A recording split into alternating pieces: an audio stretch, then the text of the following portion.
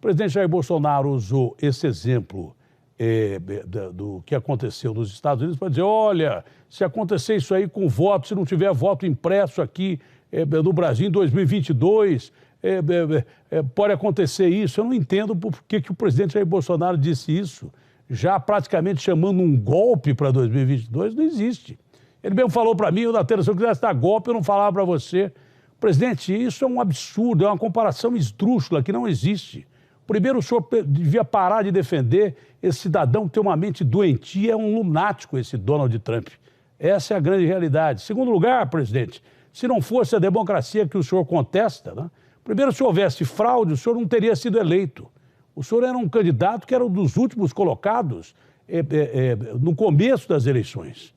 E pelos erros da esquerda, também pela exposição das suas ideias com as quais muita gente concorda, pela imprensa, a imprensa divulgou as suas ideias, então o senhor não pode ficar atacando a imprensa do jeito que o senhor ataca, não é verdade? Não tem nada a ver a história dos Estados Unidos. Se não fosse a democracia brasileira, o senhor nunca seria presidente da República, porque dentro da hierarquia militar, vamos supor que a gente vivesse aqui uma ditadura militar, um capitão jamais seria presidente da República, é natural que o vice fosse o general, que é o seu vice, o Mourão, presidente da República, e o senhor, o vice-presidente.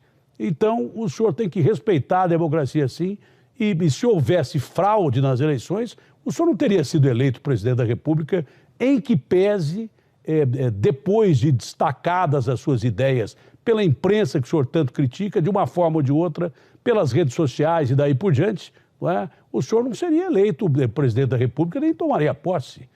A maior prova de que a democracia funciona é que o senhor é presidente da República Federativa do Brasil hoje. Outra coisa, o senhor precisa pensar bem naquilo que o senhor fala, senhor presidente, porque o que o senhor fala hoje, o senhor tem que sustentar amanhã. Não adianta o senhor falar uma bobagem hoje e no outro dia o senhor colocar na boca da imprensa. Isso não cola mais. Tá? E não tem nada a ver o que aconteceu nos Estados Unidos com as eleições de 2022 aqui no Brasil. Absolutamente, não tem nada, absolutamente nada a ver o que aconteceu nos Estados Unidos, que foi um arranhão terrível na democracia. Estivemos perto aí de colocar em xeque a democracia com a manipulação de massas por um lunático que o senhor tem como ídolo. Acho melhor o senhor trocar de ídolo, e que se respeite os princípios democráticos da nossa nação, mesmo porque muita gente já derramou sangue, morreu derramando o seu sangue para defender a nossa democracia. Desde o começo da história brasileira, desde a época do Império, onde se batia em jornalista, se sumia com jornalista, se desaparecia com gente que era da oposição, desde a época do Império, passando por Estado Novo, República e coisas que tais, regime de exceção e tudo mais. Há que se respeitar a democracia. Eu respeito a minha profissão, tá?